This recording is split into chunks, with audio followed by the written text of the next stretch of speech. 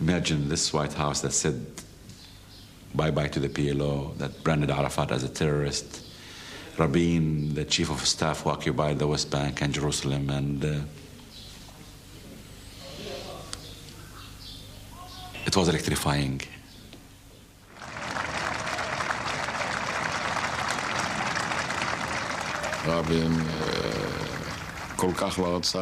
Rabin didn't want to look at Arafat. It was terrible. The whole world is watching his body language, and he keeps moving his head not to look at Arafat. And I did not think that they will shake hands.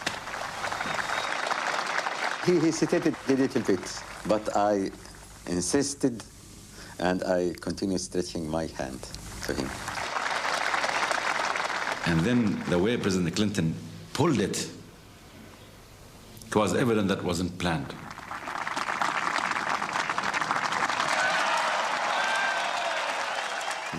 Arafat just wouldn't let go of his hand. He's a great expert at such things. It was a moment that be recalled as long as we live, I think. After he finished shaking his hands, Rabin turned to me. He whispered, "Now it's your turn. He went through this hell. Now it was my turn."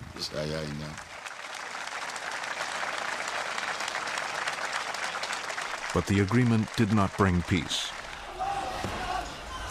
In the occupied territories, a large number of Palestinians vowed to continue the fight. In Israel, too, the opposition was fierce. We think that this endangers Israel, and what I would do as Prime Minister is to do anything responsible within the rule of law to stop and nullify the dangers that emanate from this agreement with the PLO to Israel's security.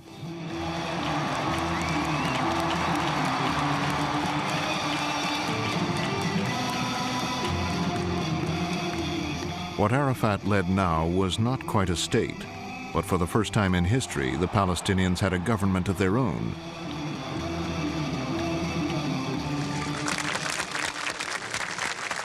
Among the Arab countries, now Jordan would join Egypt in making a deal with the Israelis. King Hussein was at last able to sign the peace treaty he had wanted.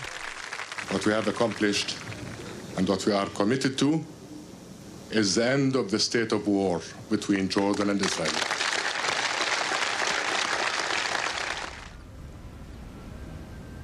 But between Syria and Israel, the state of war continued. In an effort to broaden the Middle East peace, President Clinton came to Damascus. President Clinton told President Assad that, well, Rabin presented to you full withdrawal to the line of 4 June, and we expect from you two now to move the next step.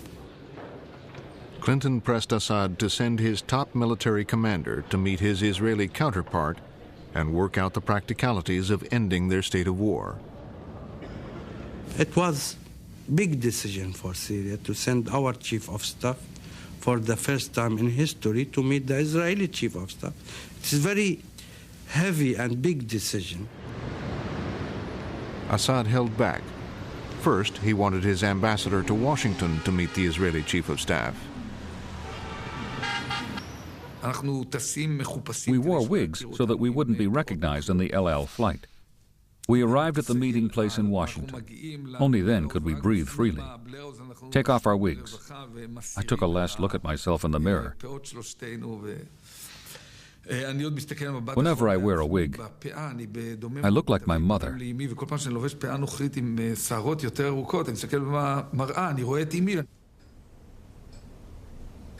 The Israeli commander began the meeting by speaking of a military withdrawal, without specifying the precise frontier.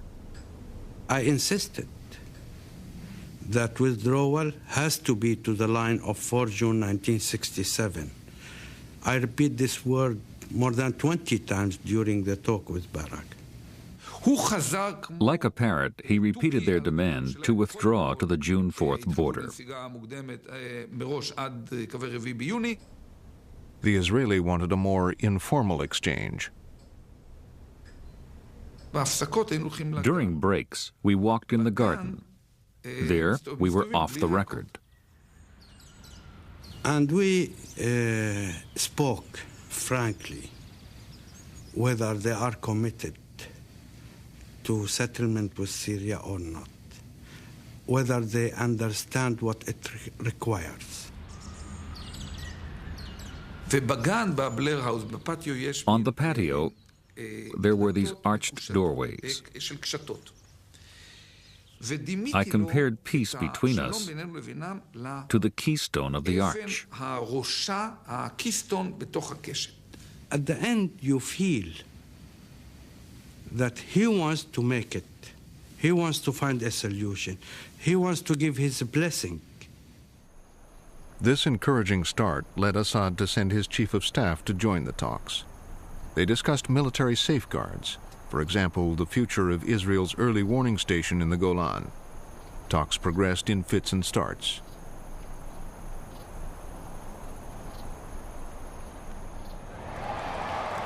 On the night Syria and Israel agreed to begin a new round of talks, the Israeli peacemakers held a rally in Tel Aviv.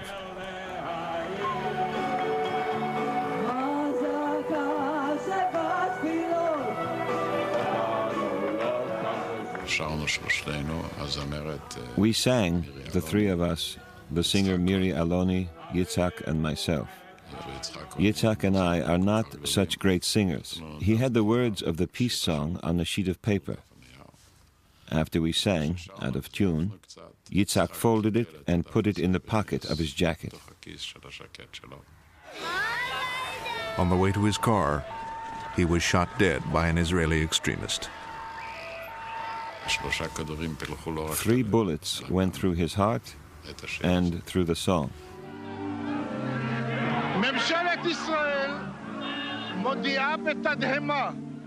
The government of Israel, with shock and sorrow, announces the death of Prime Minister Yitzhak Rabin, who was murdered by an assassin tonight in Tel Aviv.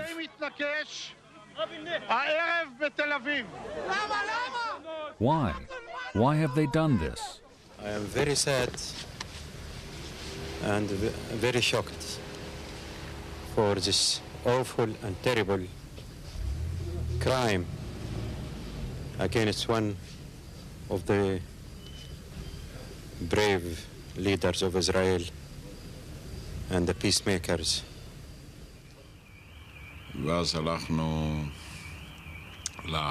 We went to the room where he was lying on the bed. His body was covered with a sheet up to here. On his face was an expression of peace and maybe irony.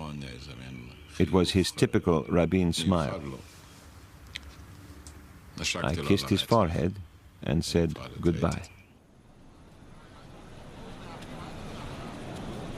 Peres now became prime minister.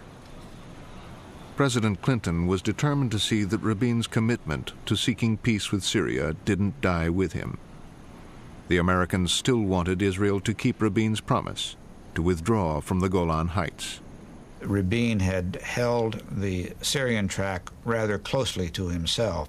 So when he was assassinated, all of a sudden it became very important to pass on to now Prime Minister Peres what had been happening. President Clinton said, "Here are the promises Yitzhak gave."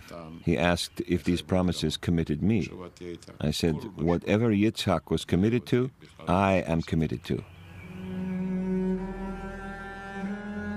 Peres asked the Americans to arrange a summit with President Assad so that Peres could repeat his Oslo triumph and bring the negotiations with Syria to a quick conclusion. I told him to ask Assad, "Do you want to fly high and fast or low and slow?" We are ready to fly high and fast in one condition, to know when we land and where we land. President Assad, in my judgment, missed a historic opportunity because he wasn't prepared to take a greater risk for peace. Peres had set a date for the next general election. But then, 4 days later, Palestinian terrorist attacks